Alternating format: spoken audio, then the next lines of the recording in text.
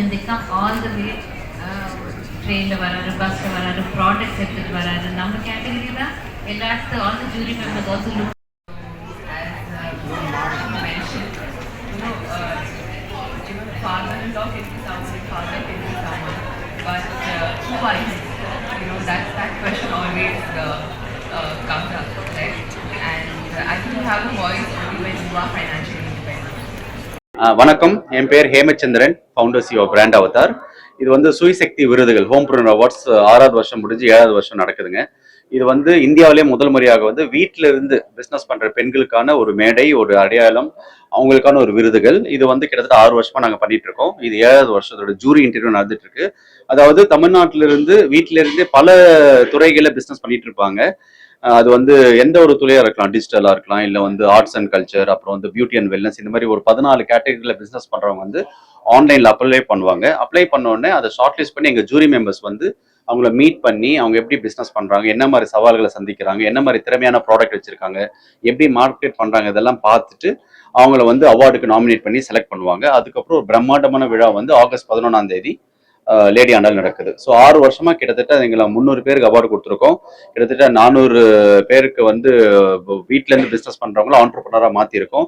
நிறைய பேருக்கு grand, investment கிராண்ட்லாம் கொடுத்துருக்கோம். இந்த வருஷமும் நாங்க வந்து மாயவரம் சிட்ஸ் வந்து அவங்க வந்து செலக்டட் ஹோம்பிரினர்ஸ்க்கு வந்து இன்வெஸ்ட்மெண்ட் பண்ண போறாங்க. ஸோ இது வந்து வீட்டில இருந்து தொழில் பண்ற பெண்கள், ஃபேமிலியும் பார்த்துக்கிட்டு தொழில் பண்ற பெண்களுக்கு ஒரு மேடையாக இது வந்து ஒரு 6 வருஷமா பண்ணிட்டு இருக்கோம். இது 7வது வருஷத்தோட ஜூரி இன்டர்வியூ நடந்துட்டு இருக்கு.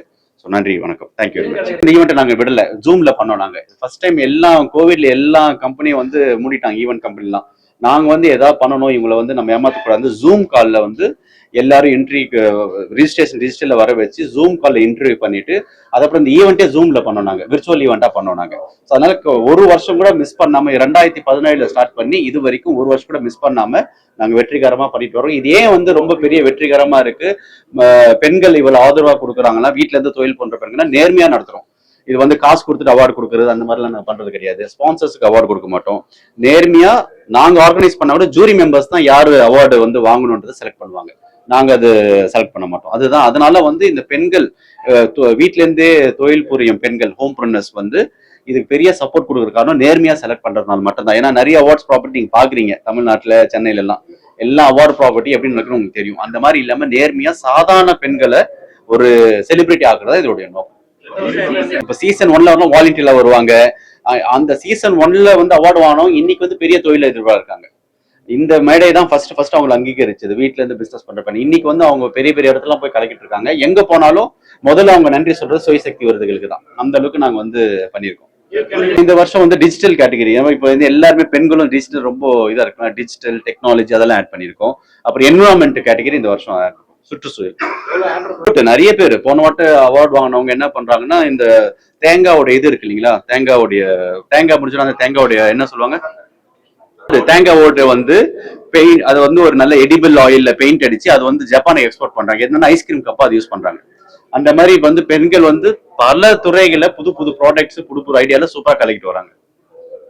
இப்ப வந்து போன வாட்டி வந்து அவார்டு வாங்கினவங்கள வந்து 70% 80% கோயம்புத்தூர், ஈரோடு அந்த மாதிரி தான்.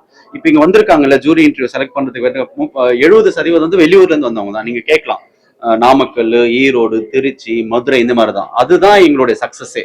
நாங்க சென்னை ஒரு உமன் ஆண்டர்பிரனர் எப்ப பார்த்தாலும் சென்னை அப்படின்னு நினைக்கிறாங்கல்ல, அந்த மாதிரி கிடையாது.